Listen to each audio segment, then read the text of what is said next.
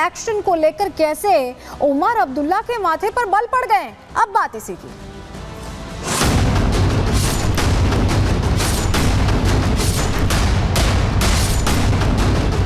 जम्मू कश्मीर प्रशासन की तरफ से बड़ी कार्रवाई करते हुए जम्मू संभाग में 409 रोहिंग्या परिवारों की बिजली और पानी काटने का आदेश जारी किया गया है।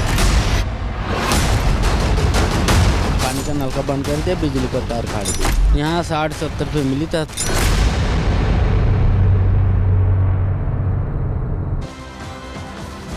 और चलिए बात जम्मू कश्मीर की कर रहे हैं, क्योंकि जम्मू कश्मीर में रोहिंग्याओं के रहने का जब खुलासा हुआ तो इसको लेकर कार्रवाई एलजी के आदेश पर शुरू हो गई। बिजली पानी बंद कर दिया गया, कैसे उन्हें यहाँ बसाया जा रहा है, कैसे उनके फेक आइडेंटिटी कार्ड्स बनाए जा रहे हैं, हर चीज पर यहाँ पर ट्रैक डाउन होने लगा। और उसको लेकर उमर अब्दुल्ला, जिनकी सरकार अभी हाल ही में बनी है, उन्हें टेंशन हो गई, क्योंकि उन्हें ऐसा लगने लगा कि ये जो क्रैकडाउन किया जा रहा है, ये जो बड़े कदम उठाए जा रहे हैं, कहीं आगे उनके लिए दिक्कत ना खड़ी कर दें, कहीं जो उनकी तुष्टीकरण वाली राजनीति है उसमें उनके लिए परेशानी ना खड़ी कर दें। और ऐसे में उन्होंने उस आदेश को ही पलट दिया जो रोहिंग्याओं को यहाँ पर आइडेंटिफाई करने के लिए एलजी की तरफ से दिया गया था। हुआ क्या है, क्या पूरी खबर है, चलिए अब आपको यही बताने जा रहे हैं, आपके सामने जानकारी रखते हैं कि हो क्या रहा है। क्योंकि जम्मू कश्मीर में जब यह खुलासा हुआ कि रोहिंग्या अलग अलग जगहों पर ठौर ठिकाना ले रहे हैं, आतंकी गतिविधि में शामिल हो रहे हैं, तो उन पर एक्शन की तैयारी एलजी के निर्देश पर हुई। एक्शन लिया भी गया, बिजली काट दी गई, पानी बंद कर दिया गया। लेकिन इसके बावजूद जब ये सब कुछ हो रहा था तो उमर अब्दुल्ला आगे बचाने उन्हें मैदान में। हुआ क्या है, चलिए जल्दी से जानकारी आपके सामने हम रख देते हैं, आपको बताते हैं कि हो क्या रहा है। दरअसल जम्मू कश्मीर में बड़ी साजिश का खुलासा हुआ है। जम्मू में रोहिंग्याओं को बकायदा एक एनजीओ बसा रहा था और जम्मू पुलिस ने एनजीओ का पर्दाफाश कर दिया, उनकी जानकारी हासिल कर ली। केंद्रीय जांच एजेंसियों के इनपुट पर यह बड़ी कार्रवाई यहाँ जम्मू में की गई और केंद्रीय जांच एजेंसियों के इनपुट पर जब कार्रवाई हुई, समझ में आया कि बकायदा एक सिस्टम काम कर रहा था इनको जम्मू कश्मीर में बसाने के लिए, जगह देने के लिए, उनके रहने के लिए, सब कुछ एक सिस्टम के तहत हो रहा था।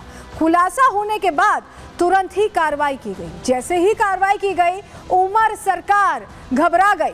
बताया जा रहा है कि बंगाल, असम से घुसपैठिए जम्मू भेजे जा रहे थे, जो मैं आपको जिक्र कर रही हूँ कि सिस्टम काम कर रहा था। बकायदा प्रशासन ने उन घुसपैठियों की पहचान शुरू की, उन्हें आइडेंटिफाई करना शुरू किया, क्योंकि रोहिंग्या आबादी में वृद्धि की रिपोर्ट पर ये कार्रवाई हुई है। लगातार ये जानकारी मिल रही थी कि जम्मू कश्मीर में जो लोग ओरिजिनली वहाँ के हैं उससे ज़्यादा रोहिंग्या पहुँच रहे हैं। रोहिंग्या लगातार यहाँ रह रहे हैं, बस रहे हैं, अपना ठौर ठिकाना बना रहे हैं। ये तमाम खबरें आई और ऐसे में जब कार्रवाई की जानकारी मिली तो रोहिंग्या तो डरते ही डरते, लेकिन उमर सरकार उससे ज़्यादा डरती दिखाई थी। उमर सरकार उनसे ज़्यादा घबराती दिखाई दी, क्योंकि वो तो अवैध घुसपैठिए थे, लेकिन उमर सरकार के लिए वोट बैंक थे। क्यों हम ऐसा कह रहे हैं, चलिए जल्दी से जानकारी आपको देते हैं, आपको बताते हैं।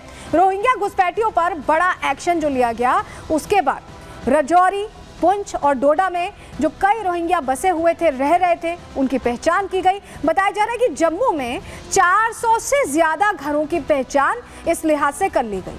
प्रशासन ने इन घरों का जो बिजली पानी था वो पूरी तरह से काटा, क्योंकि पहचान हो गई थी, ये अवैध रूप से रह रहे थे।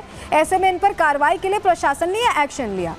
प्रशासन ने, बाकायदा पुलिस ने उन मकान मालिकों पर भी केस किया जिन्होंने बिना आइडेंटिफाई किए, बिना उनका सत्यापन किए उन्हें घर में रहने की जगह दे दी, क्योंकि वो तो ऐसे दबे छुपे रह रहे हैं, लेकिन यही लोग आगे कैसी दिक्कत खड़ी कर सकते हैं, ये अपने आप में बहुत प्रश्न है। और रोहिंग्याओं पर एक्शन से लेकिन क्या होता है कि उमर सरकार टेंशन में आ जाती है। अभी हाल ही में सरकार बनी है, उनका पानी का कनेक्शन तुरंत बहाल करने का बकायदा निर्देश दे दिया जाता है। ये कह दिया जाता है कि कनेक्शन बहाल करिए। उमर सरकार ने इस पर विचार करने की बात कही कि हम सोचेंगे, देखेंगे कि आगे कैसे कार्रवाई करनी है, क्या करना है। इसको लेकर टाइम लेने की बात की, लेकिन पानी बहाल कर दिया, बिजली बहाल कर दी। ऐसे में क्या डर रही है उमर सरकार कि उन पर एक्शन हो जाएगा, ये अपने आप में सवाल है। और इसी को लेकर देखिए, जावेद राणा जो वहाँ पर जल शक्ति मंत्री हैं जम्मू कश्मीर में, उनसे हमने बात की। उनका तो ये कहना है कि सभी को पानी और रहने का हक है। आगे देखेंगे इस पर क्या होता है। सुनिए ज़रा उन्होंने कैसे बचाव किया है, कैसे उन्होंने वापस पानी देना शुरू किया, इन तमाम बातों का उन्होंने जवाब दिया। सुनिए। डिपार्टमेंट जल शक्ति विभाग आता है, यहाँ पे रोहिंग्या पॉपुलेशन जो रहती है उनकी बिजली और पानी काटे गए हैं। रोहिंग्याज का एक इशू है गवर्नमेंट के सामने, और गवर्नमेंट इस पे एक अनह्यूमैनिटेरियन ग्राउंड सोच रही है। क्या फैसला लेती है रोहिंग्याज का, जो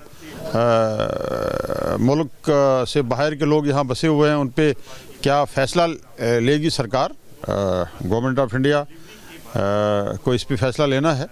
बरकैफ अनह्यूमैनिटेरियन ग्राउंड्स, पानी तो किसी का काटा नहीं जा सकता है। अगर ऐसी बात मेरे नोटिस में आई है तो मैं डिपार्टमेंट को ये इंस्ट्रक्शन दे दूंगा कि वो फौरी तौर पे उनके जो वाटर कनेक्शन है उनको रिस्टोर करेगा। लीगली तौर पे क्या एक्शन लेंगे हम रोहिंग्याज के को लेके, वो अलग बात है। लेकिन जहाँ तक पानी का ताल्लुक है, पानी तो अनह्यूमैनिटेरियन ग्राउंड हम किसी का काट नहीं सकते। हर आदमी को हमने पानी देना है। हमने तो इंसानों, हिमानों, दरिंदों, परिंदों, चरिंदों सबको पानी देने की कोशिश करना है। और गुरसिमरन हमारे सहयोगी सीधे जम्मू से हमारे साथ जुड़ रहे हैं। गुरसिमरन, आपने बात भी की जल शक्ति मंत्री से, वो कह रहे हैं हमें सबको पानी देना है। एक तरफ तो ये कह रहे हैं कि कार्रवाई भी करेंगे, दूसरी तरफ पानी देने की भी बात कर रहे हैं।